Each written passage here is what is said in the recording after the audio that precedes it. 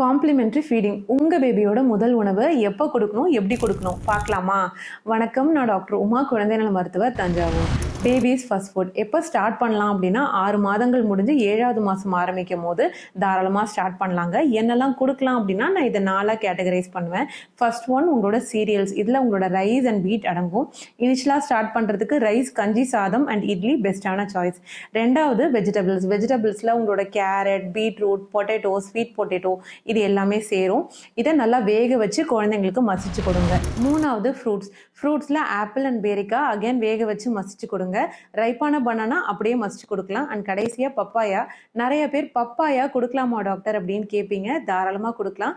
விதைகளை மட்டும் நீக்கிட்டு அதையுமே மசிச்சு கொடுங்க. கடைசியாக உங்களோட தால் தனியாக தர முடியாது.